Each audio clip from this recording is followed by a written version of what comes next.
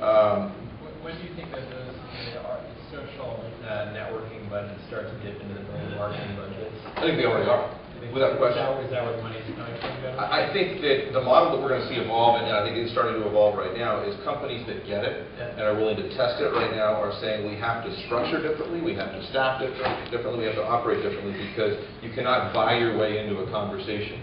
You have to engage in conversation one at a time on a very, very limited basis with people that have very common sets of interest. And you can't do that. That takes time, that takes people, and so that money to engage in those conversations has to come from something.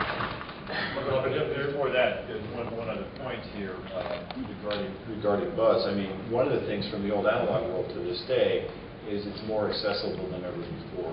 Besides the bloggers, there are things like YouTube, as you know, where I was watching one a week and a half ago. There were two girls, and the title was How to Find a Guy in Silicon Valley, and I watched it go from 0 to over 2.2 million. So a video camera and two girls can create buzz to the tune of 2.2 million people. They're creating, and then of course, then they set up a website saying, we do videos to help you promote your stuff. Instant business. So what I'm saying is that's the democratization of buzz, which is something you needed huge media budgets in the past, and is very cheap. So rather than worry about, doing quantitative assessment, why not just do qualitative stuff like Edelman, put stuff out there and see what's happening in the world. I want to get back to the notion of advertising. Okay, then I'll go here.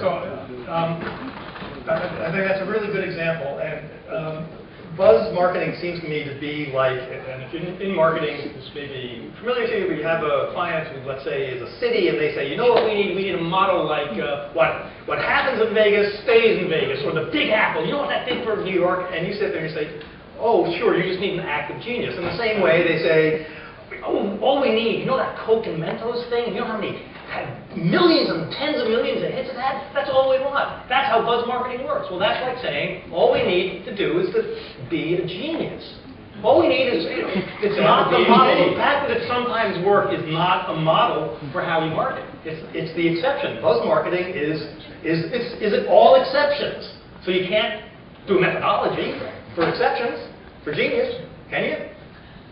I think the Diet Coke Mentos thing is a great example. I mean, because people are, we get clients every day. I need a viral video campaign. I need this, I need this, I need this. I said, well, okay, and I've got 7 creative teams working on it. We're going to do something that's going to be every bit as big as Diet Coke. It's like, 98% of the stuff out there, 99.9% of the stuff out there is pure crap. And it's half it's done by brands. It's overproduced, it's just not right for the environment, and it's not being picked up, and then clients say, well, see, it doesn't work. So that comes back to Mentos started by people doing it. Trio not started by a guy who likes the Trio. They weren't having their mommy pay them to smash a camera. So this is actually probably a good segue, an even better segue now that you've talked on for a bit. I think you've successfully established that brands can't get away with buzz marketing. Even if we haven't established that, let's stipulate it. They can't. Anyone disagree with that?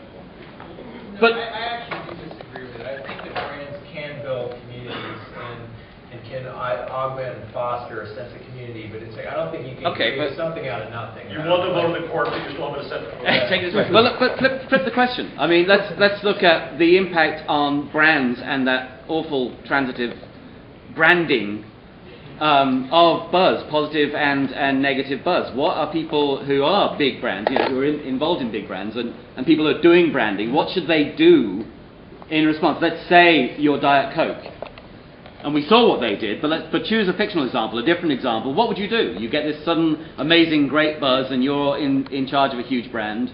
So what do you want to find a way to ride that wave of squirting Coke? Basically, there's 2 different kinds of clients right now, probably 3, right? There are clients that fully embrace it and are willing to sort of take it and run with it. There are clients that absolutely say it's never going anywhere, that's way too much risk for me to take with my brand.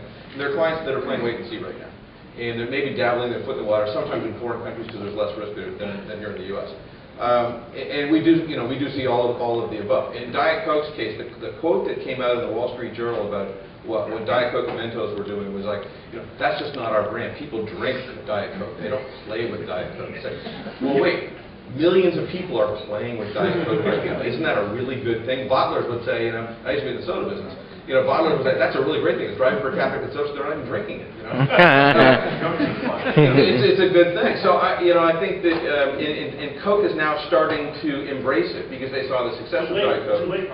Well, no, actually, but the whatever the liner campaign was, or the thing they just did was price fight this year was actually pretty good. From a campaign that really thought about how to engage. What people. should they have done? Give us 10 seconds on what What happened? You're in the meeting the next day. You gotta do this, Mr. Boss. Especially if it's a bad one. If it's bad buzz. Well, let's go with good buzz for a second. Let's go with good buzz for a second. I think that if you're in Diet Coke shoes, first out, I would have gone to every retailer I know and set up a cross promotion with Diet Coke and Mentos. I mean, so you take what's going on online, you take it offline, you drive a business. I would have created some kind of commercial, some kind of campaign, and it looks, and again, the stuff you do online isn't just exclusively online, or shouldn't just be exclusively online. It is absolutely tied to, online, offline, in the home, out of home, wherever it happens to be. And those are the best campaigns, are the ones that come together naturally. And if I were Coke, I would have looked at every single element of that campaign and said, how can I engage it? Because, yes, it's one guy in one video. What's the next step? You take them on tour. I mean, there's all kinds of ways you can build buzz, if you will, around it, or I hope you generate buzz. Because the one other comment I want to make is that buzz is actually an outcome and not a strategy. The other thing, you just said a minute ago too, was that we see this wave now, Super Bowl, of people trying to have consumers make ads. Where in this case you had guys who just did it. They just did it. And the problem was when you hand over control of your brand, you look at the trio, you hand over all this to the consumer, the fear of an advertiser, heard it is, they're going to be off message. That probably means your message is off. It probably means you better listen more to what your consumers are saying. To address this. Many people use your product in many different ways. What's that? Many people use your products in many different ways. Right, McDonald's used to have one brand vision, and now the story, and I think this week is that overnight it's turning out to be a new market, which ain't the kids' market. The bigger, from the brand equity, it includes more than just awareness. It includes things like brand loyalty and brand preference and things that you really have to build based on good products. Brand loyalty, I think that there's less risk if you have a group or constituency with incredible brand loyalty and enthusiasm around your product to put it out there and let people try things. I don't know about a case of a soda pop and Mentos. To me, that's not very appetizing. Years ago, I worked on one with Jif peanut butter.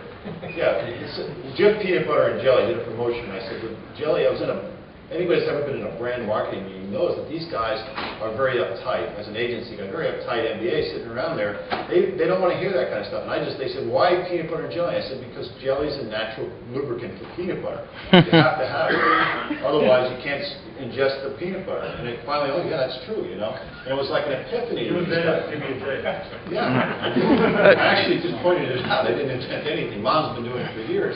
But it's that kind of stuff. And if you can find natural product marriages, that's the way to go. That's the utmost, I think. But still, the point here is if something's happening anyway, take advantage. Then react smartly. Don't try to be a control freak. But he said something interesting, and you just glossed it over, where you said, well, you have to have a good product.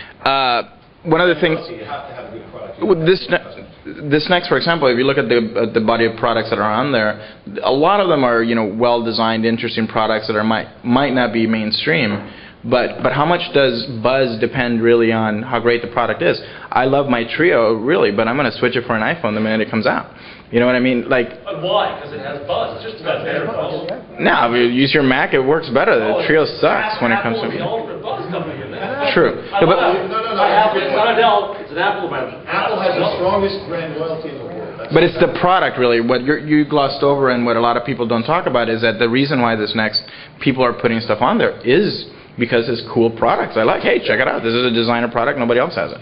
Yeah, I think a lot of it comes back to sort of what does it say about you as a consumer to a particular product. And so I think especially in the technology business, we run the risk of getting down to the features of is it a better or worse phone or whatever it happens to be. And it really is more whether it works well or not is not material. It's does it connote a particular lifestyle that's relevant to you for whatever reason. Does it express you in a way that's effective for you?